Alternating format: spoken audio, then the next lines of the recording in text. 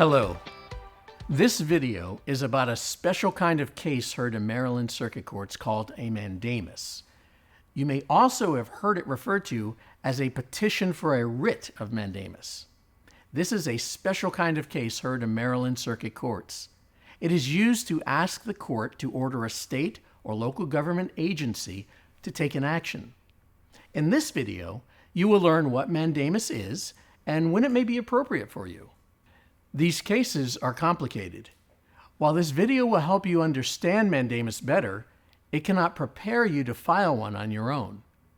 At the end of the video, I will give you some suggestions for next steps if you want to move forward. First, let's define mandamus. It is a Latin word that means we command. When the court grants mandamus, it commands a government employee or officer to take an action. For example, mandamus is sometimes used to direct the Motor Vehicle Administration to issue or correct a car title. A mandamus, also known as a writ of mandamus, is called an extraordinary remedy or a remedy of last resort. This means it can only be used when there are no other legal procedures available. For example, in many cases, the law allows you to appeal a government agency's decision. If you have this option and have not taken this step, mandamus is not for you. Follow the appeals process first. Another thing you should know is that there are two different kinds of mandamus, conventional and administrative. As we go a little deeper, let's first talk about conventional mandamus. Use conventional mandamus if you want a public official to do something they are required to do as part of their job. If someone is required to do something as part of their job, it is called a ministerial function. An example of a ministerial function is a land records clerk recording a deed. If the deed meets the legal requirements and any applicable fees are paid, the clerk must record the deed as part of his or her job. If the function you want the court to order the public official to perform is discretionary, a mandamus is not the right document to file. A discretionary function is something that a public official may choose to do or not. The public official may also use his or her discretion or good judgment to decide how best to do the task. For example, when a public official makes a hiring decision, he or she is performing a discretionary function. The court will not review a discretionary function. So, remember, a conventional petition for a writ of mandamus can only be used to ask the court to order a public official to perform a ministerial task he or she is required to perform by law. Next, let's talk about administrative mandamus.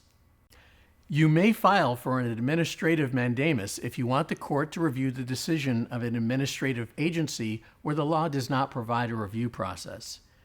This is not as commonly used since most decisions by administrative agencies do have an appeal process you can follow.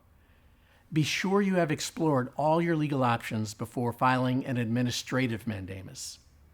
Let's move on and discuss how to start a mandamus case. You must begin by writing a complaint. This is a complex piece of legal writing that lays out the factual and legal basis of your case. The court does not have forms or templates to help you in this step. If you intend to write a complaint yourself, consider visiting a staffed law library. A law librarian should be able to refer you to a sample complaint as well as a list of requirements for this document. Visit mdcourts.gov/ccll for hours and locations. Now let's talk about what happens after you file. The court will hold a hearing. A judge will preside. Court rules of procedure and evidence will apply. You are responsible for presenting evidence and legal arguments that prove your position. Either side may request that the case be decided by a jury. If the court finds in your favor, the court will issue an order directing the government agency to act within a certain time. Okay, we have covered a lot of material. Let's review. Filing a mandamus case is complicated. Before you file, be sure that you have considered the following. Are there other legal options available?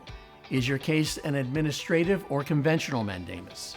If it's conventional, is the act you want the government official to do ministerial, or is it discretionary? If you need help understanding these concepts, consider, as I said earlier, visiting a law library and asking a law librarian to refer you to further reading.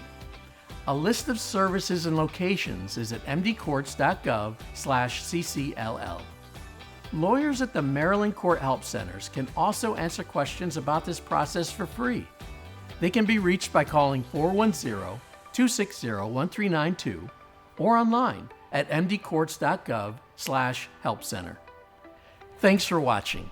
I hope this has been helpful.